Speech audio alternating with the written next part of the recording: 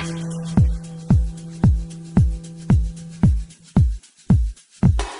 Energized Show, up the Irish. Okay, guys, here we go.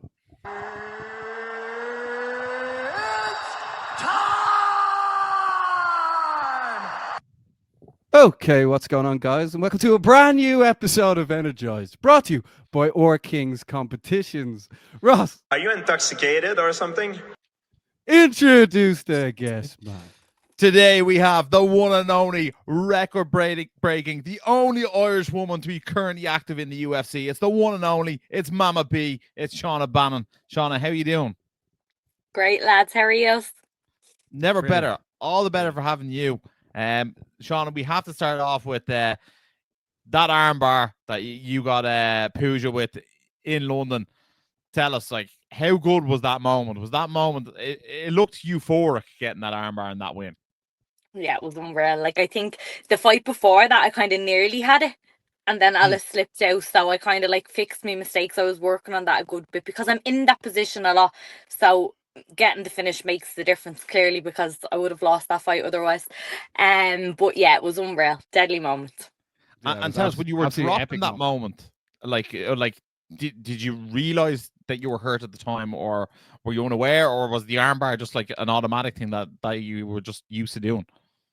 Yeah, no, like, she hit me a solid head kick, but I was reaching for the kick, so I was off balance. And when she kicked me, she then pushed. I don't know if you see it from the other angle. She like pushes my head, so I fall down. And like, yeah, she walloped me, but like, I was like, regain my guard and go for the arm. That was like, and I had literally said to Gary before we walked, I was like, all her finishes are by armbar, like the people finishing her. And so like, we drilled that exact sequence in the changing room just before I walked.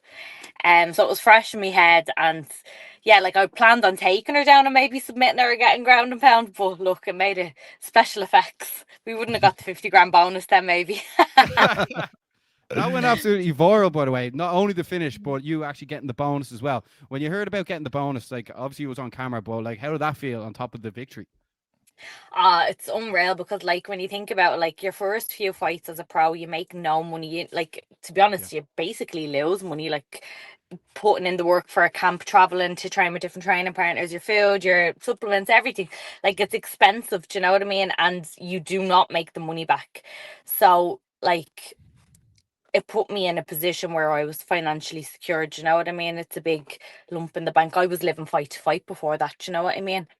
Yeah. So yeah, it puts me in a lot better position, and then I got a new contract out of it as well, so that's even extra special.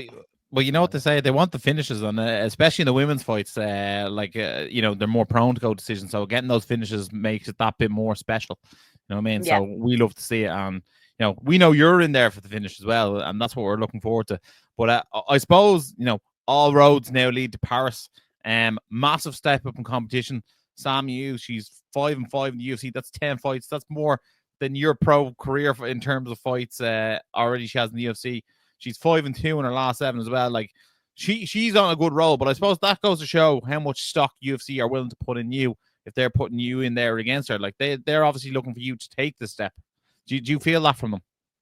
Yeah, 100%. Like, I'm staying in Europe. I'm in Paris. They're not that they're setting this fight up for me, but like, it's a good step up in competition. And I think like, I beat her, I rob her ranking, I get a jump up in the rankings, and then the next step is then for the top 15, top 10, top 5, and go for the belts. And that's the journey that I'm on now after getting my first couple of wins in the UFC. I'm in the door, I'm comfortable now, and I want to progress in the rankings and get that belt. Yeah, absolutely. We love to see it. And like, we were only saying to Paddy after last fight, like, every time you actually make that walk, you break another record. Every time you get a win, you break another record. Like, at the moment, Mama B, the record breaker, is well and truly in full flight. Tell us this: do you feel that when you do it each time? Because I know Paddy's like quite the historian, so like, he'll be letting you know. But like, you break that record every time. Yeah, like, he said to me after my last fight, he was like, you do realize if you retired now, you'd still be the most successful female in Ireland. And I was like, I'm only getting started. Like, I don't feel like I only have my foot in the door. I'm like, there's a lot more to come. Like, obviously I've been fighting my whole life, so I don't plan on fighting until I'm 40 or whatever, but I have a good few years left in me and a good run to go for that belt and get that make more history, new records, and just keep going. Do you know what I mean? But yeah, Paddy does be in my ear letting me know. And it's nice because sometimes you're just such an autopilot and focusing on what you're doing that you don't kind of take the time to like realize what's actually happening. Do you know what I mean? So it's nice to get reassured of that. Yeah, absolutely. And one thing that we've taken note of the last couple of camps is we love the girl power on show. Yourself, Emer, and Kaya have all been trained together, relentless together. But also, I feel like this camp is different again because you're actually all preparing for fights in around the same time. Does that make a massive difference as well? Does that really unite you even more? Yeah, 100%, because we're all in that mindset, you know what I mean? We're all cutting weight, and cutting weight puts you into a different mindset. And anyways, and then like we all have something to focus on. We're all in September, and we're all like looking to progress our careers. Kaya's now making her pro debut. Emer's stepping up in Cage Warriors, and it's just constant growth, and like we push each other in sparring, but then there's no drama. It's great. It's rare, but brilliant what we have going on. And it's like we train together 2-3 times a week, and we get them sessions in, and do you love our content? The content is the best part. Is there actually any training happening, or is it just content? No, we're just there to take reels. Yeah, it's just there. We do one today. It'll be due out in the next few days. Keep an eye. Make sure to like and subscribe.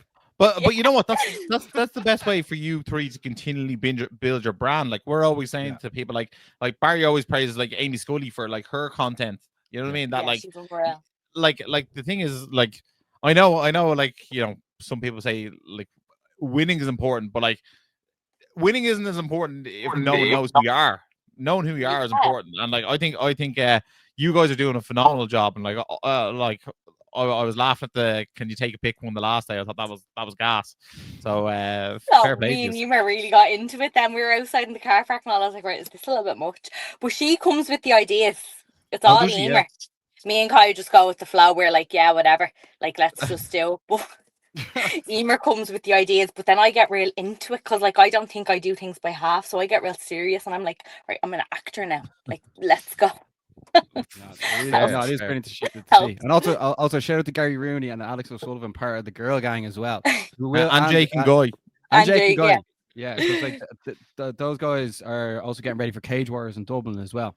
Shauna, you're obviously very busy in the build up to UFC Paris September 6th. Will you also be in attendance for Cage Warriors Dublin to support the rest of the gang? I sure will. I can't wait because there's actually such good fights on. Yeah. So I come back, I'm away, and I get back I think on the Thursday, and that's the Saturday. So yeah, I'll be there. Absolutely happy Shauna, days. is there anything else you want to say to the people tuning in that will be watching you live at UFC Paris September 6th? No, I'll see you all there. Let's hope for another bonus. Yep. Exactly. Yeah. Shauna, thanks very much for your time, and we'll let you get on with the rest of your day. 50 Thanks G's, so much, baby. lads. Yeah. The Energized Show, up the Irish. So Ross, that was Shauna Bannon. Your favourite Bannon, man. Yeah, absolutely. Shauna Bannon, great to have her on. She has a very busy schedule at the moment. She's training non-stop, so she was able to squeeze it in for 10 minutes, and it was unbelievable to catch up with her. She's riding that 2-fight win streak. As we touched on, that armbar in the last fight was absolutely sensational. She really looked more herself in that fight, and now she's going in against Sam Hughes, who is definitely an absolute tough cookie in the UFC, as we touched on, 10 fights.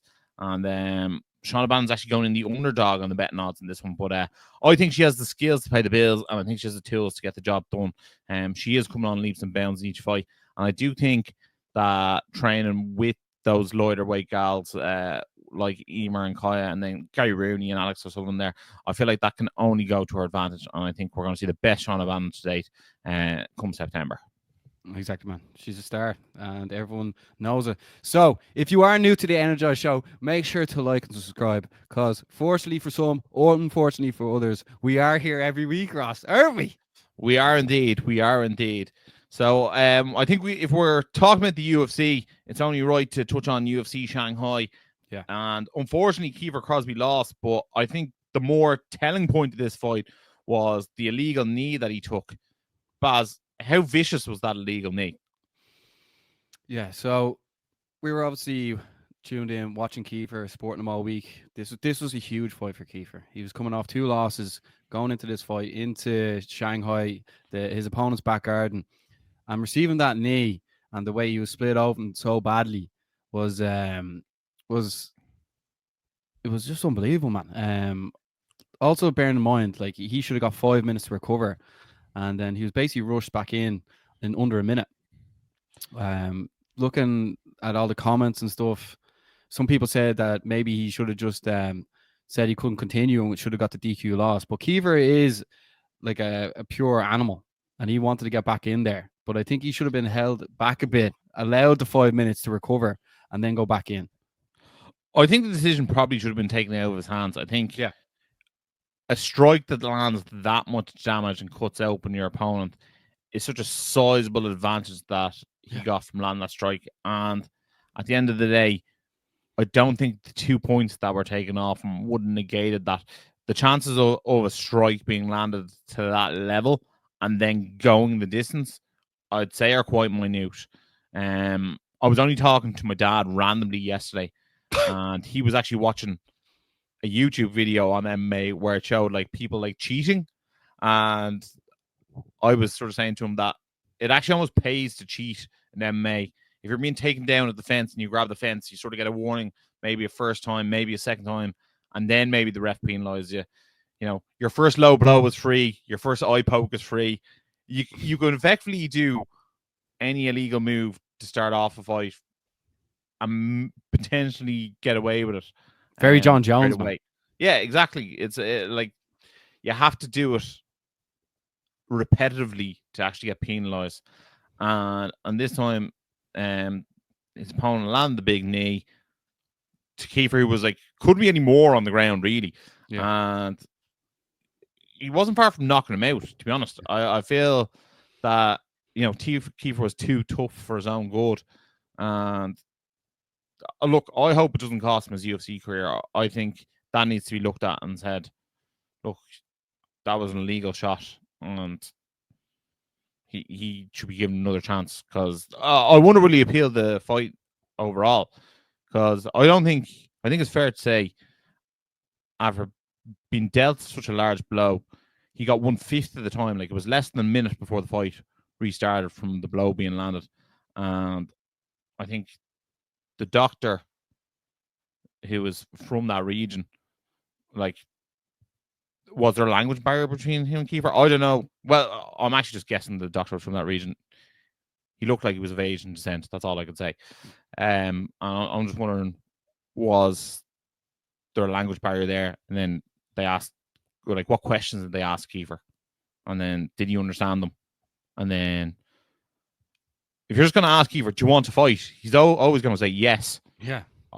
I think I think sometimes when an illegal blow is that bad, you should probably ask his corner, like, are you happy for him to continue? Yeah, but like, is this for you? Like, Mark Goddard was obviously the ref during the fight. Is this something like he's refed thousands of fights? Like, should he been not better in that cage there to sort of make sure he got the 5 minutes, man? Like, it's, you know what I mean? As we said, like, Kiefer's obviously going to say, yeah, I'm ready to go again. But, like, I don't know. I just think Mark Goddard should have done something better. It was just something like that doesn't happen very often. And, like, to land that it's just like, Mark Goddard, you have to do something here, man. I think that's part of the issue, that it doesn't actually happen so often. So when it does happen, there's not a set steps of procedure that, you know, this, and this happens. If that makes sense. And I know Mark Goddard is probably the best ref in the world. He was probably going by the letter of law. What happened? He was probably doing his steps in play. Kiefer said he wanted to continue. The doctor cleared him. He was good to go. That's the way it sort of went down. But I think it's because Kiefer actually got back to his feet so soon as well. We've seen other fighters take, like, illegal blows on the ground, and they sort of roll around the floor for a long time, and that gives them more time to, you know, recover and rest. But I don't think anyone would take a knee to the face at that velocity and then 40 seconds time be back fully compensated, like, ready to rock, not affected. And also, the gash on his face was such a massive gash that I don't think any amount of points deduction would have been fair to the result of that. Like, he was going to be bloodied and bust for the rest of the fight. So Yeah, I personally think the fight should have been a DQ. It was an intentional foul that led irreparable damage, and for me, he should have been DQ'd. And also that affects Kiefer's purse as well. Like if he was DQ'd, Kiefer would have got his show money on his win bonus as well. Now he's only getting the show money. Do any other fights come to mind where someone landed something like illegal, whether it be a knee or anything, and caused that much damage, apart from a head clash? I think the more recent ones that come to mind are people more flopping on the ground. But I think the one that is the most famous is when Piotr Jan kneed Aljamain Sterling in the head. Aljamain Sterling became champion. Yeah, but I'm meaning more along the lines of like busting someone open. No, I haven't seen someone like that damaged from an illegal shot and then continuing on. Yeah. Look. Mark Goddard, man, sort it out, man, will you? Jesus. It was more like watching Kiefer the next day putting that reel out, saying like how dejected he was, and then like he was almost sort of saying that he could be potentially retired. And it was just like in that fashion, it's just like, oh. Because now he's completely left in limbo. Like he deserves better than that. Again? Yeah, well, they keep, and the way he was saying how MMA is a sport you love, but it'll never love you back. Yeah, I was just like, oh. But the thing is, I'd love to see him actually fight again at lightweight. Oh man, it's just man. Like covering the sport, even the way we were at Akuma at the weekend, like the way when Betty Johnson won and then Lee McKeown lost, and then you're happy for one and you feel bad for the other. It's just it plays with your emotions so much. Like I can only imagine being a coach of like two fighters fighting each other from the same gym and stuff like that. Like you can only imagine, man. It's such a crazy sport. But look, Kiefer Crosbie is obviously like one of Ireland's most like not only famous but supported fighters across the whole of the country. So hopefully he gets his fair dues. People have a lot of time for Kiefer. So look, I'd love to see him get back out there and be given another shot from the UFC. So only time will tell. Yeah, and we'll keep you updated on that as well, because I'm sure his phone's blowing up right now, because everyone enjoys a good Kiefer Crosbie fight week. Ross, in the main event, former SPG Ireland fighter Johnny Walker won, and he did the infamous worm at the end. How impressed were you by Johnny Walker? Who would you like to see Johnny Walker fight next? Yeah, I actually thought it was quite a strange performance from Johnny Walker, because straight from at the very start of the fight, he ran across the cage and did a double leg takedown, which is the least Johnny Walker thing I'd ever expect. And he was actually unsuccessful and ended up on his back. So can I stop you for a sec? Yeah. Did you happen to see he put a reel out beforehand about Chimaev? And then Johnny Walker shaved off his mustache to give himself that Dagestani beard. So that's why he did that. Okay, well, that's just like crazy, wild behavior. I didn't see that. But when I watched it, I was like, what is going on here? Bisbings were slated him for look, it was what it was. But then Johnny Walker, he actually ate a big elbow at one stage, and he took it like a champ. So I think the thing about Johnny Walker is you always like slightly worry about his chin and his ability to take a punch. But he took that elbow like an absolute champ. And then in the second round, actually won the fight for me was he found home for really good leg kicks. And I think that there's something he should implement more going forward. Really hurt his opponent. His opponent was basically hobbling around and dropped down to the ground. And then Johnny Walker just absolutely like pulverized him from then. Like even the punches Johnny Walker was throwing were so unorthodox. Like his hammer fists, like they come from such a height as well because he's so tall. And he was just like throwing his fists at his opponent. It was it was a great stoppage for him and a great and much needed win for him. For me, I'd love to see him fight Jamal Hill next. I know he's already fought Jamal Hill, he lost to him, but I think that's a fight that sort of makes sense. Jamal Hill, I think, he's lost the last 3. He's obviously much higher ranked than Johnny Walker. That's a fight that Jamal Hill will be like, right, Johnny Walker's won a couple. I've already beaten him. I can get back in the win column. For Johnny Walker, he could, fight and defeat a former UFC champion. I think it's a fight that makes sense for both. Yeah. Well, at the moment, we have a poll out on the Energized Show's Instagram page asking, who do you want to see Johnny fight next? The options were Jamahal Hill and Nikita Krylov. Ross, take a guess at the votes so far. I'd say Sweet Dreams by, I don't know, 78%. It's actually very, very close. 79% Jamahal Hill, 21% Nikita Krylov. Jeez, I'm taking that as a pure win, like 78% Jamal Hill. No. Like that was an unbelievable guess. No, man, no, not today, but not today. But Ross, overall, hopefully we see Kiefer Crosbie back, getting one more chance. And shout out to Lorna Cavan as well, who took a bad loss on the night as well. Hopefully we see him back soon. Yeah, but the way he was stepping backwards and didn't put his hand up, that was all she wrote. I don't think he'd fought a boxer at that high level before, so I think that was a learning moment for him. Yeah, that was a tough watch. That was, but overall, Shanghai. Oh, what can you say, man?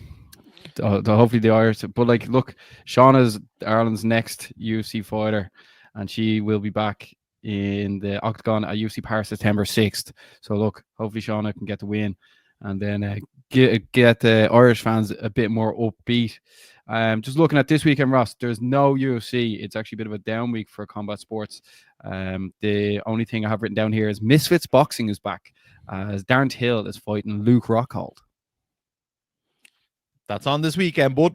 Man, that should be interesting. Nah, but, I'm semi-interested. I'm gonna predict Darren Till will win. Yeah, me too. He was the co-main event. There's a weird co-main event, but isn't it? It's Tony Ferguson, isn't it?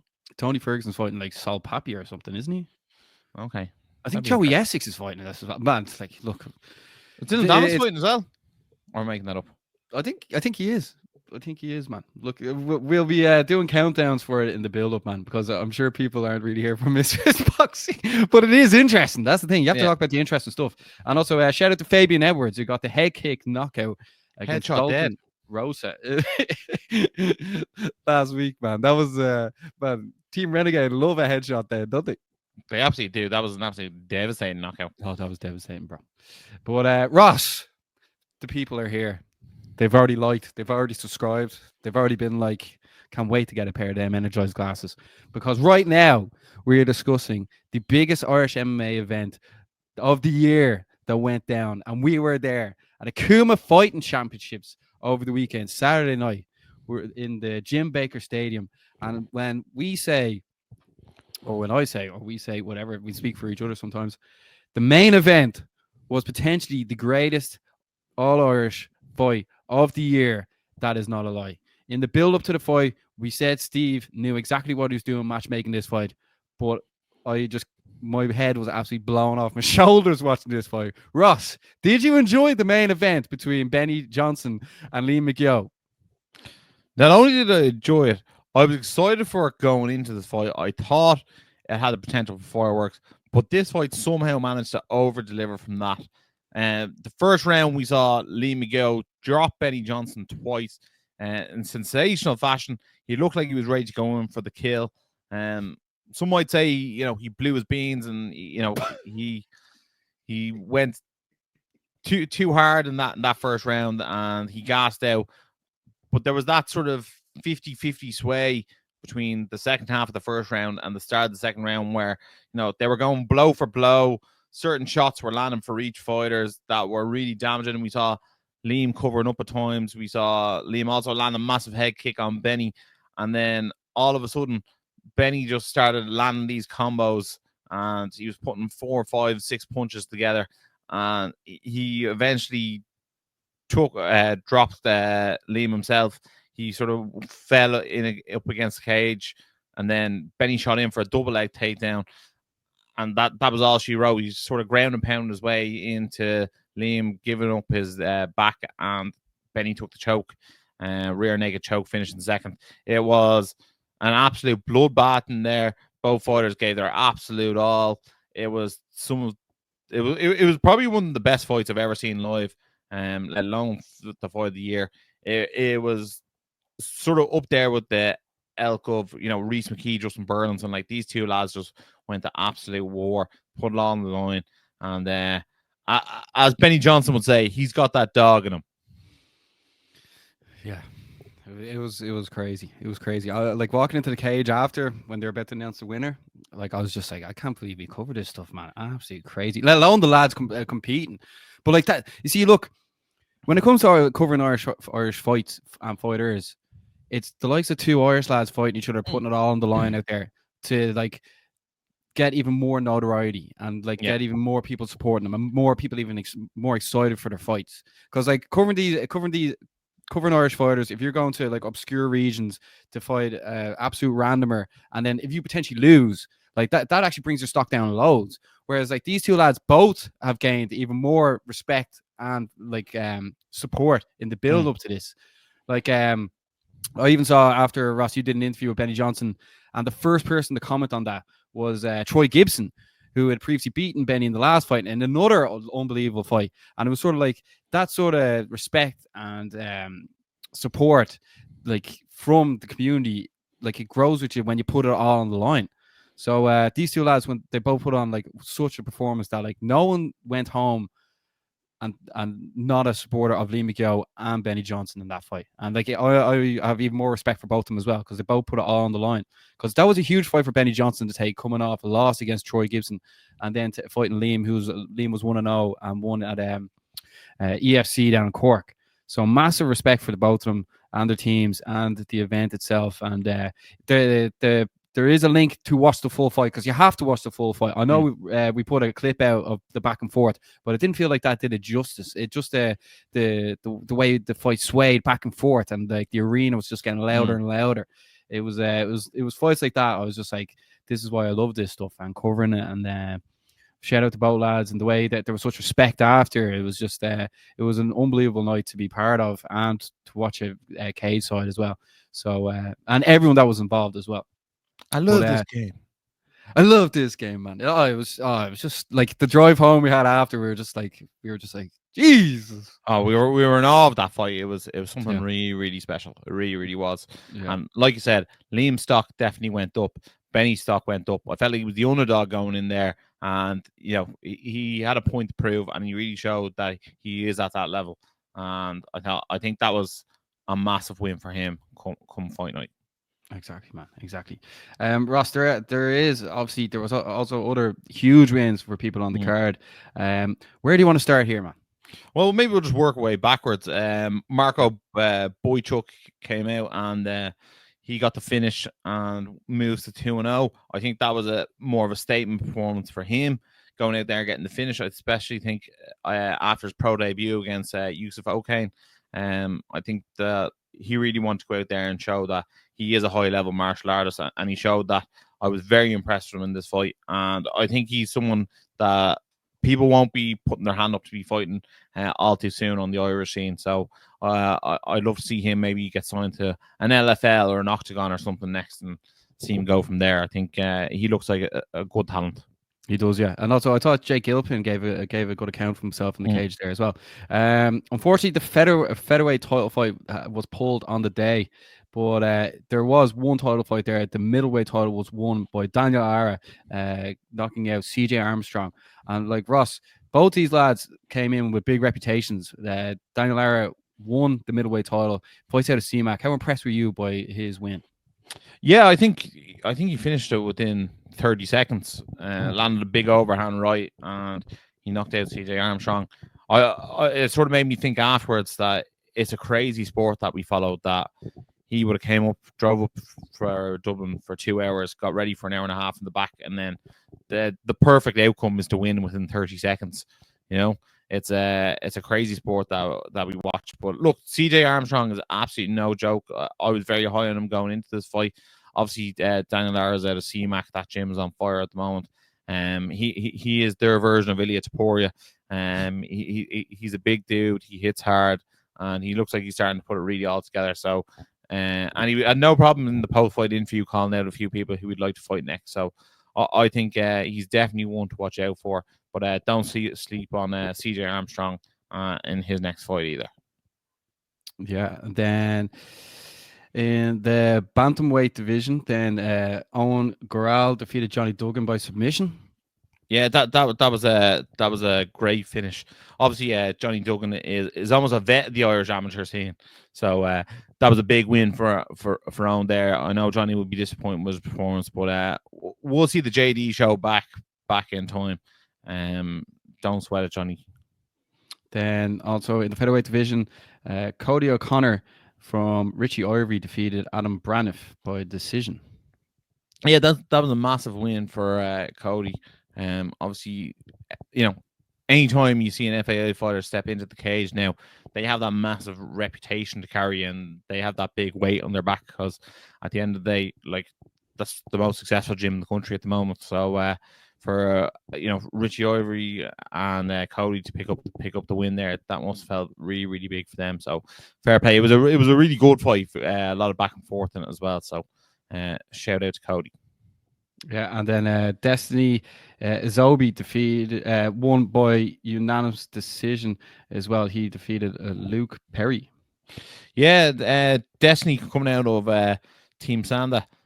He looks like a supreme athlete in there. Yeah. He looked to be much larger of the two men in there, and it's going to be interesting to see, because there's not a lot of light heavyweights around the country or heavyweights. So look, I'd love to see him fight again.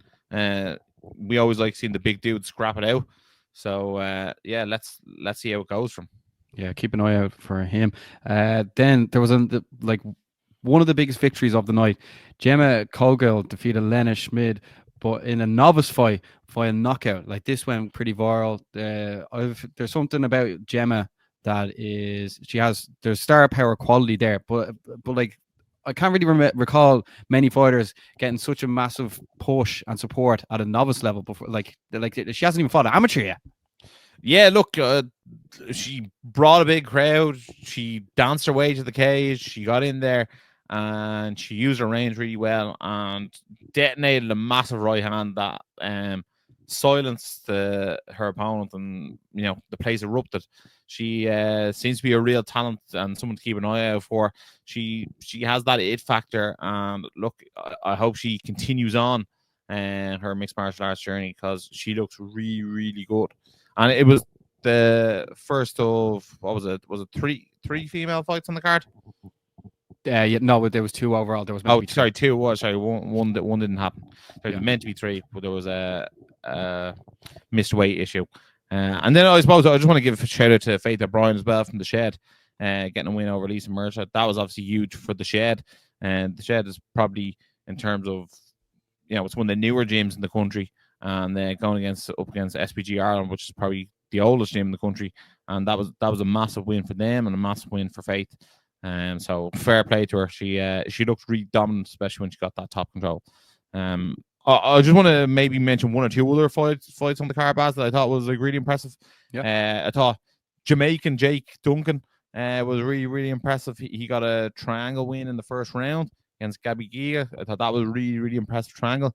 And then also a shout out to Max Mahaffey, who took the fight on one day's notice and came in and got a armbar finish against McAllister.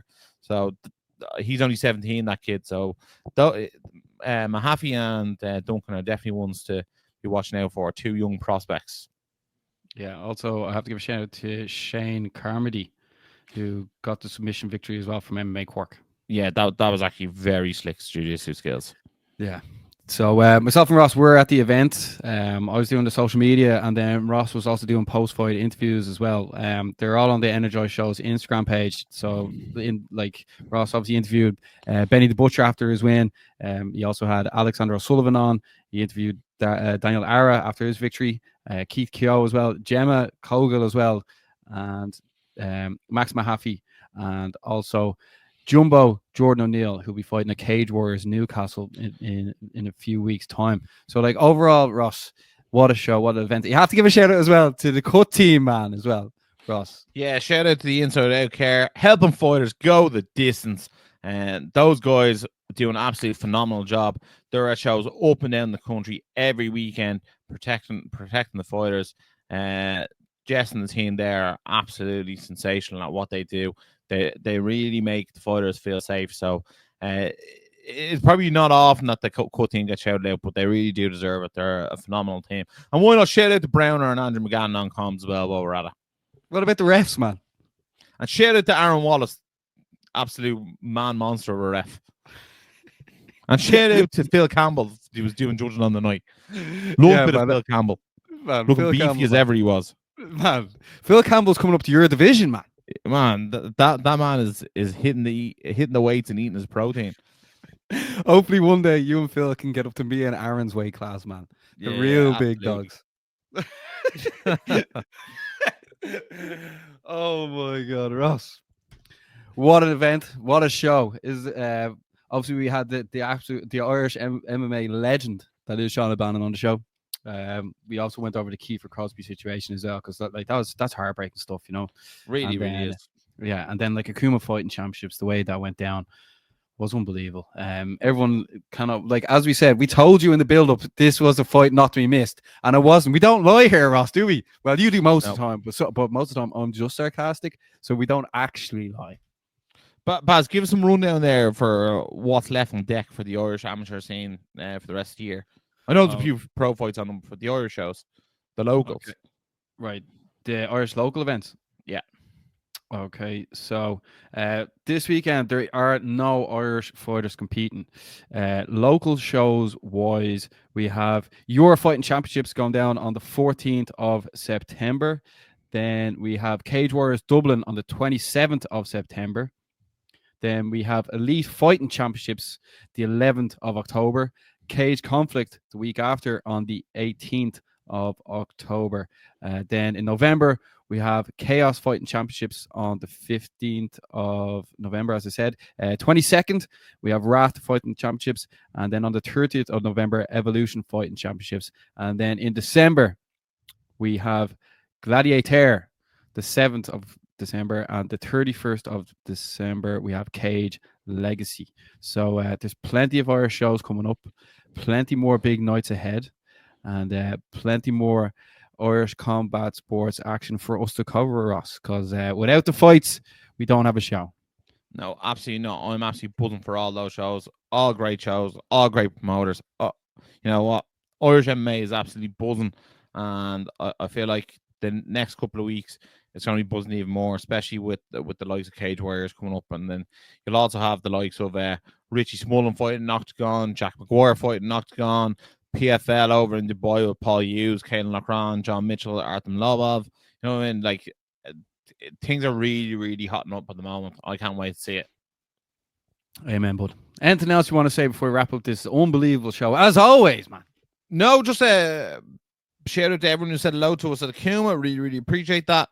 And then also shout out to anyone who does like, share, and subscribe to our content. It really, really helps us. It helps us help build profiles for the fighters, and that's what we're here for. And we want to be good representatives of Irish MMA, and we want the sport to build and grow together.